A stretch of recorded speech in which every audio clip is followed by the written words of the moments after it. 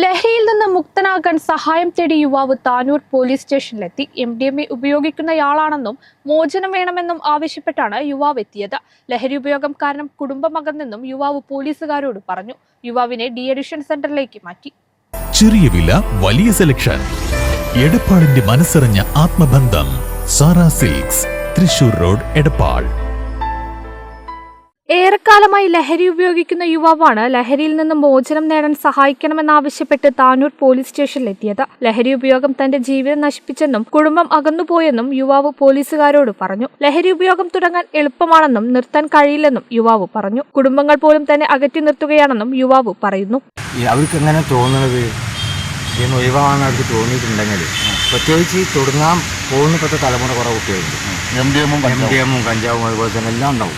പക്ഷെ അതിൻ്റെയൊക്കെ ഇതിനെ തന്നെ നമ്മളിങ്ങനെ പെട്ട ശരിക്ക് അതൊക്കെ വളരെ ഡേഞ്ചറാണ്. അപ്പോൾ ഒന്നിനും പെടരുത്. അങ്ങനെ ആർക്കും എന്തെങ്കിലും സംഭവിച്ചിട്ടുണ്ടെങ്കിൽ ധൈര്യമായിട്ട് ഞങ്ങളെ ബന്ധപ്പെട്ടാൽ അതിനെക്കൊണ്ട് പറ്റുന്ന എല്ലാം നമ്മളും സാറന്മാരെ കൊണ്ടുപോയിട്ട് ചെയ്തു തരും. ലഹരി ഉപയോഗത്തിൽ നിന്ന് ഏതുവിധേനയും മോചിതനാകണമെന്ന് ആഗ്രഹിച്ചിരുന്നപ്പോഴാണ് താനൂർ DYSP P പ്രമോദിന്റെ നേതൃത്വത്തിൽ ലഹരിക്കെതിരെ 50 ദിന കർമ്മ പദ്ധതി നടപ്പിലാക്കുന്ന വിവരം യുവാവ് അറിഞ്ഞത്. ഇതോടെ ലഹരി മുക്തനാകാൻ സഹായിക്കണമെന്ന് അഭ്യർത്ഥിച്ച് യുവാവ് നേരിട്ട് പോലീസ് സ്റ്റേഷനിൽ ഹാജരായത്. ഇയാളെ പിന്നീട് പോലീസ് ഡി-അഡിക്ഷൻ സെന്ററിലേക്ക് മാറ്റി. യുവാവിനെ ലഹരിയിൽ നിന്ന് മോചിപ്പിക്കാൻ വേണ്ട സൗകര്യങ്ങൾ നൽകുമെന്ന് ബോധവൽക്കരണത്തിനിടെ താനൂർ DYSP പറഞ്ഞിരുന്നു. കേരള വിഷൻ, താനൂർ.